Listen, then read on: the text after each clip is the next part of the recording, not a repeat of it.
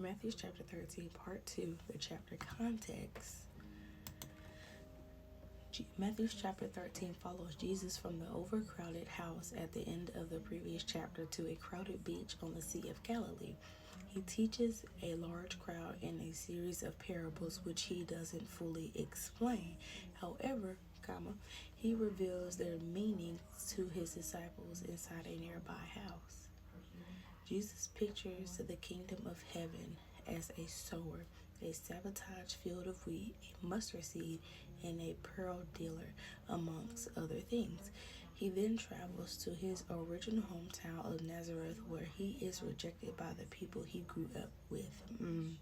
This leads Matthew back to depictions of Jesus' miracles after sadly recording John the Baptist's death. So the breakdown part 2. Matthew 13 is a chapter in the Gospel of Matthew focuses on parables told by Jesus, primarily about the kingdom of heaven. These parables use everyday imagery like seeds, wheat, treasure, and a mustard seed to illustrate the nature, growth, and impact of God's kingdom. The chapter also highlights the contrasting responses to Jesus' message,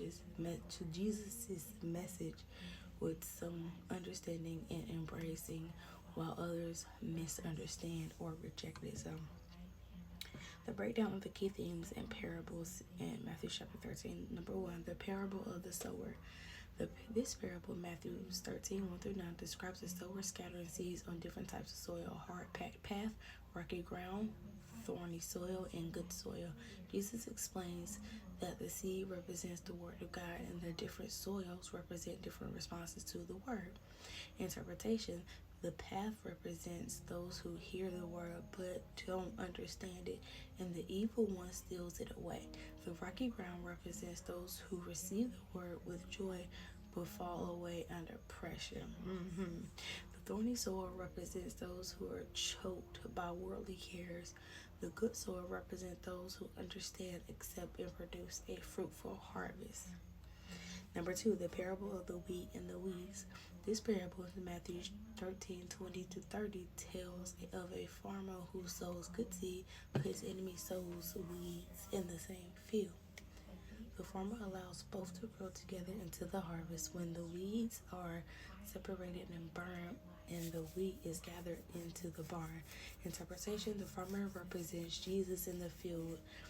Jesus, the field, is the world. The good seed is the son of the kingdom.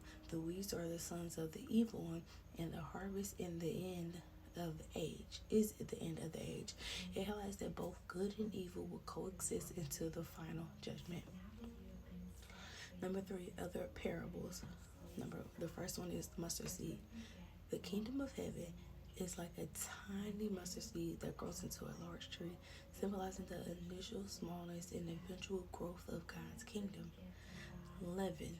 The kingdom of heaven is like leaven, yeast, that a woman hides in flour, causing it to rise, demonstrating the hidden and transforming power of the kingdom.